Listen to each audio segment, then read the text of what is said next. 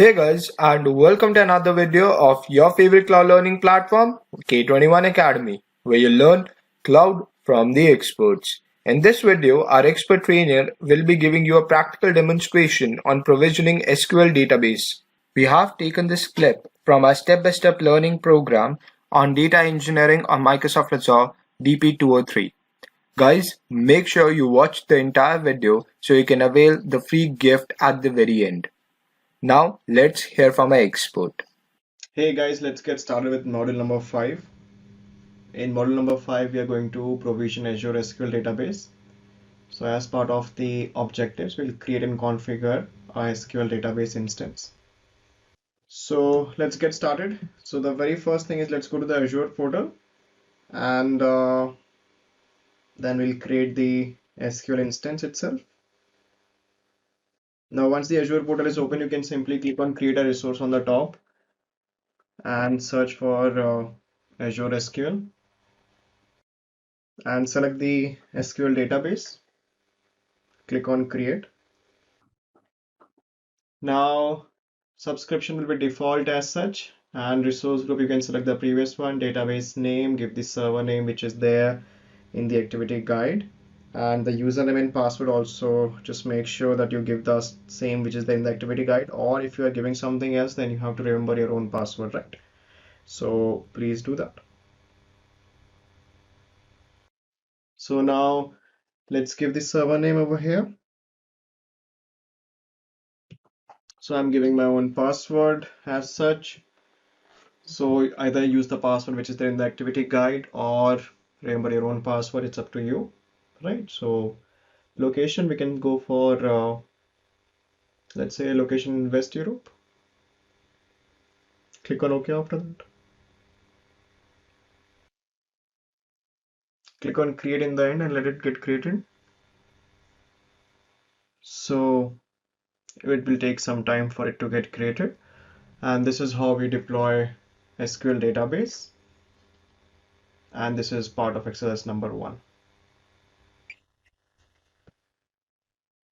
Now coming over to exercise number 2, let's provision Azure Synapse Analytics. Azure Synapse Analytics is, earlier it was called as SQL warehouse. Now we call this Synapse Analytics. On-premise also we still call this Azure SQL warehouse.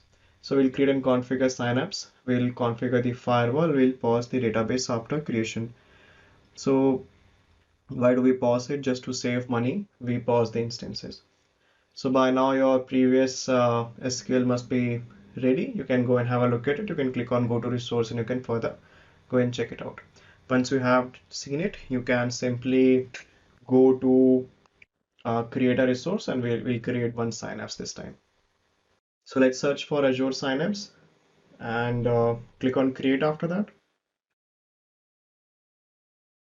Subscription can be default subscription which you have, just like in every lab we have done till now. Resource group can be the same resource group as which we created earlier. SQL pool name is this is equal to the warehouse name. So let's give it a name over here. Okay, that's possible. So let's give it. And as part of the server, we can you can say we can select the previous one also, or we can create a new one. It's up to you how do you want to create it. So here we are creating a new one. We could have also selected the previous SQL server. It really doesn't matter. In the same SQL server, there can be database and warehouse can be there in the same. It doesn't matter. It's anyways logical as such. However, let's give a new name and username and password, and use the username and password which is there in the activity guide, or if you're giving your own username and password, then please remember it. So afterwards, when we have to sort of use these services afterwards, then you don't get confused, or you can look up how to reset the password in that case. Location West Europe, that's good enough. And allow Azure service to access this server. Let's click on it. So now let's click on the performance level and please reduce this performance level to the minimum possible over there, right? Something like this. This is good enough. And after the lab, we'll anyways pause the Synapse, so that won't be an issue. Let's click on create. Now Synapse will take good amount of time to get created, so you have to wait for this to deploy, right? So hang in for it to deploy. Now let's click on go to resource, and this is how Synapse looks like. You can have a look at it. and then click on firewall and virtual network setting over there, and click on add client IP. So what it will do, it will whitelist your public IP address in the Synapse, and don't forget to click on save after that, right? This public IP address is your internet service provider's public IP address, which you, wherever you are in the world, this is your public IP address, or you'll have a different public IP address, but similarly, you'll have an IP address like that. Now let's click on the resource group, and basically we could have directly gone there as well, but you can always find your resources in the resource group. Now you can see the SQL database is also there, and to server is there, and now we have the Synapse. So click on the Synapse like that, and you can pause it from here. So the purpose over here, just to show you how to pause the Synapse, is because Synapse is something which is having multiple compute node and storage node concept. So we are pausing the compute part of it. It will take some time for it to pause, but it reduces the compute to bare minimum, and the costing also, the pricing also comes down with it. So whenever in production we don't need to use the analytical power of Synapse, we simply pause it. It's not even needed. So this is what we are doing in exercise number 2. And now in exercise number 3, let's create Azure Synapse Analytics database and tables. So we will play with Management Studio SSMS. You need to install this in your laptop, and you can connect to the data warehouse instance. We'll create another data warehouse from the script this time, and we'll create some tables over there. Basically 3 tables we'll create over there. So let's get started. Okay, so now install SSMS in your laptop. That's the first thing. You can find the link in the activity guide, or also you can simply Google it up. You can say install install SSMS, and whichever is the latest version of SSMS, SQL Server Management Studio, you can install in your laptop, right? So do that. Parallel, you can do it, and it will take afterwards install that as well. So once you have installed, this is how it looks like. Give the server name over there and username and password. So this is server name which we copied from the previous screen, and username and password. So let's do it. Click on connect after that. And now we will run one query. With that query, we'll create another warehouse, and that another Synapse warehouse. Or let me use the correct word, Azure Synapse Analytics. We'll create one more an Azure Synapse, and that we will create with the query this time. So I'm just going to put the query over here, and let me find the query.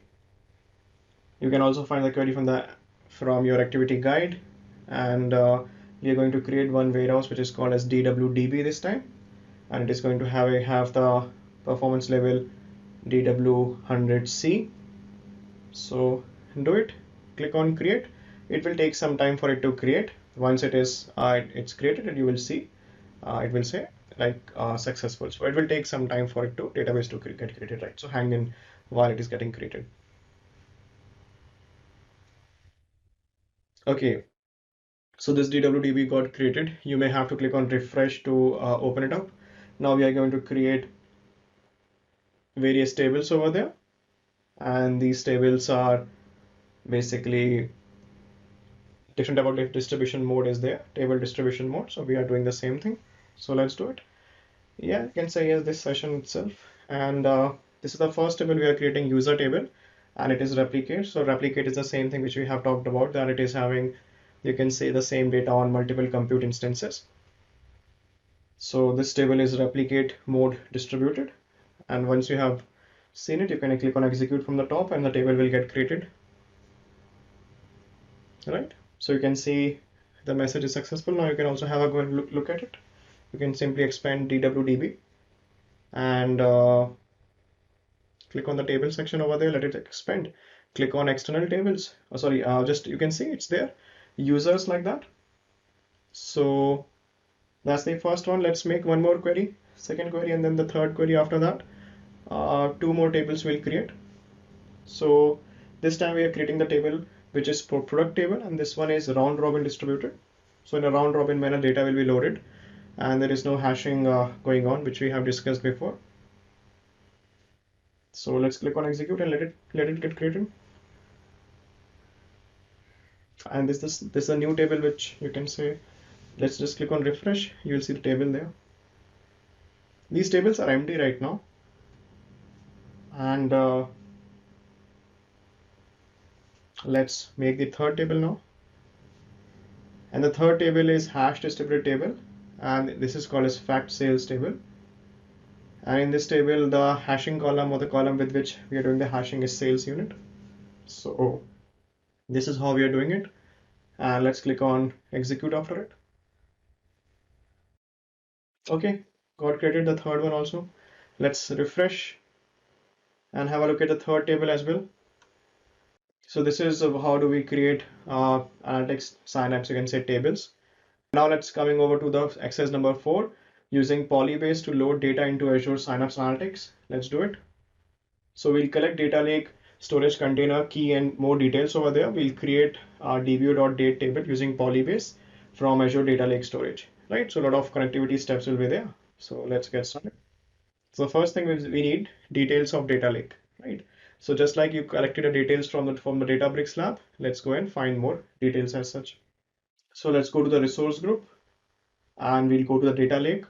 So basically, what is PolyBase? PolyBase is an utility by which you can run queries across solutions, data solutions of Microsoft, or you can load also data from various other solutions. You can run the query against Synapse, and the query runs against data lake, Synapse, or other things which are connected together. So it's a utility which connects everything together.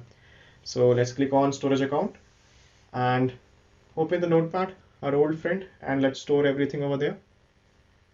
So key one, basically, let's copy key one from here, and let's keep it carefully over there. Okay, looks great, right? So now basically, so once we have done that, now we are going to do the PolyBase connectivity. So there is a couple of commands we have to run. So let's do that. Now this table will be created against DWDB. So make sure you select DWDB. You can also right click on DWDB directly and right click and say create query, or just otherwise just select it from the top the way I just showed you. And now we are going to create the PolyBase connectivity. So master key needs to be created first. Master key is just like a key by which encryption happens. So we'll create the master key and let's execute it. Or we can put a couple of things together and then execute it. So master key, and this the second one, is like a scoped database scope credential we are doing. The meaning of that is it's basically like a variable, and that variable will be used in the other steps. So instead of that storage account key section, you can give your key, and it's like a key value pair. So MSC ID, don't change it. Now we can execute till here. So 2 steps are fine. That's great. Now if you notice that Azure storage credential, right? Keep your eye on that. So that variable we are going to use afterwards as well. Azure storage credential, the one which is in the black on the top right side, which is underlined right now. We'll use that variable in the other steps now.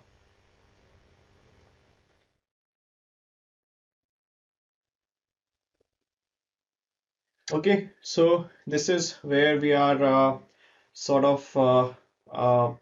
this is a new external data source which we are creating, and it's a Hadoop type location, which you already know that data lake is a Hadoop distributed file system, and we have to ABFS is the name of the driver, Azure Blob File System, and data is the location from where we are reading. We have to give the data lake name over here. So carefully, let's give the data lake name over here like that. Okay, looks great. And credential is the one which we just created before it.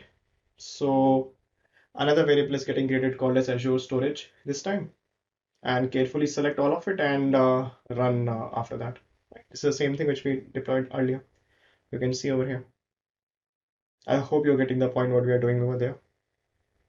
It's like we're creating an object, and in the object we are passing all the information. So let's execute it. Okay, looks successful. So errors will not come over here. Errors will come actually in the end as such when we'll create the external table. So if you, in the end, if you get any error, like maybe the error comes like maybe HDFS driver error or table not found error or something else, then you have missed one of the steps which we are doing right now. You have not done it correctly. So you can go back and you can trace your steps, and one of the step is not correct. That's why in the end it is not running, right? So go back and have a look at all the steps. Now we are specifying which file format that particular data is having. It's basically it's a comma separated value, so delimited text, and we are giving comma separated value, like comma is over there. So CSV file, you can imagine it's actually a txt file, text file, but internally it's a comma separated file. Okay, now the moment of truth. Finally, we are creating the table in which this is called as external table. An external table, as we discussed earlier, is just like a pointer. It really doesn't hold data right now. It's just only the pointer as such. And this is the method by which you can load data from, or it's the method by which you can connect multiple sources to Synapse, and you can run the query against this table, and the data will be pulled from data lake in real time. So you can see dim2dates.txt should exist. Storage and text file are the variables which we created yesterday before it, and let's just run it. So if everything is fine, this will run. If you get any error in the end on this step, like for example, the most common error which I have seen is called as HDFS driver error, and that actually happens either because of a couple of reasons. Either you have not given the name of the data lake, you are trying to run the query against storage account, or secondly, the key is wrong, key or URL or file doesn't exist, and so on. So those type of things may happen. Otherwise, it will run smoothly the way it is over here, right? And let's just run one query now to read data from this external table. And when this particular query runs, it is actually at this point when data is pulled from data lake and will be shown to you as the output of that. So you can see this is data getting loaded from there. Looks good, right? So this is how we run queries against the external table.